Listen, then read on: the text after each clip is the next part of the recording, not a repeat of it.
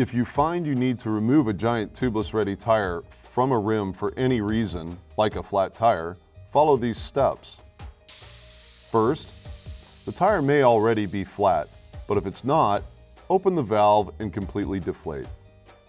Remove the wheel from the bike and check it for the cause of the puncture. Remove any debris that may be in the tire. Beginning at the valve, go around the rim and push both tire beads into the center channel of the rim.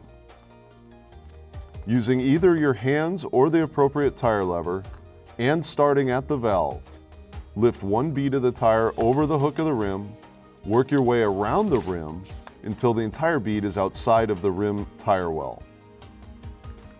Dispose of the tubeless sealant carefully. If it gets on a braking surface, like the rim or a disc rotor, wipe it away immediately. Remove the tubeless valve and save it.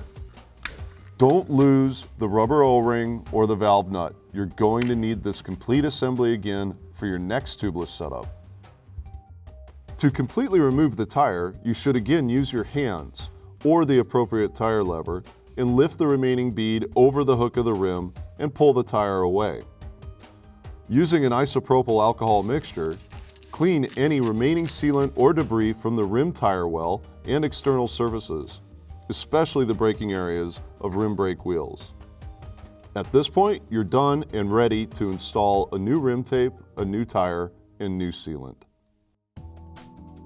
If you've had a flat and you're installing a regular inner tube, you may not need to completely remove the tire.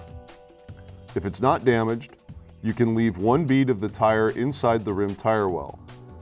After you've carefully disposed of the sealant, use a piece of cloth and check the inside of the tire and the rim tire well for any debris that may have caused the puncture and carefully remove the debris.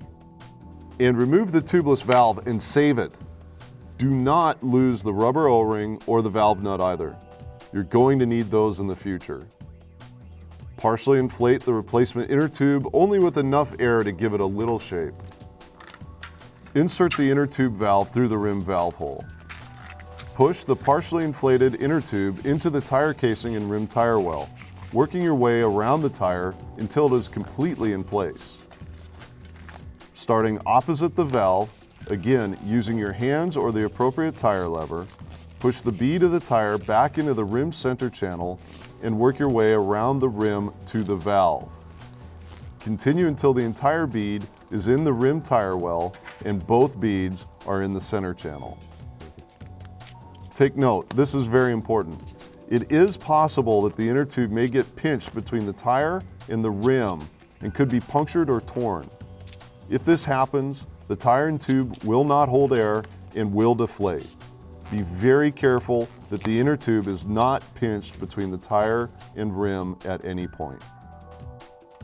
Inflate the inner tube using whatever means of inflation you have at hand, such as a frame pump, CO2 inflator, a floor pump, whatever.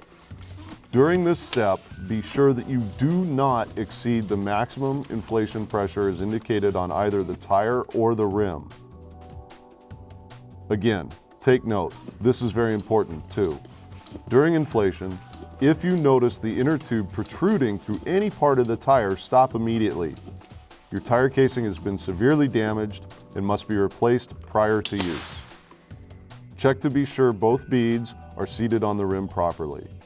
This can easily be done by confirming that the safety line and rim hook are concentric.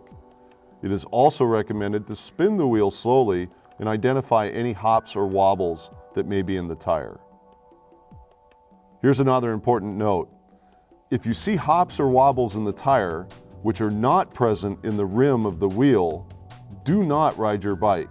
Your tire casing has been severely damaged and must be replaced prior to use. Once you have confirmed that the inner tube is installed and the tire beads are seated correctly, adjust the air pressure to your desired riding pressure. Do not exceed the maximum pressure or go below the minimum inflation pressure as indicated on the tire. Once more, check to be sure that there's no residual sealant on the rim brake surface or on the disc brake surface. If there is, using a soft cloth and an isopropyl alcohol mixture, wipe the surfaces clean. You are now ready to finish your ride. Remember to have an authorized Giant retailer inspect the tire and complete wheel for any potential damage that may require replacement or service. Thank you for watching. I hope you learned a lot. Now go out and enjoy riding your bike.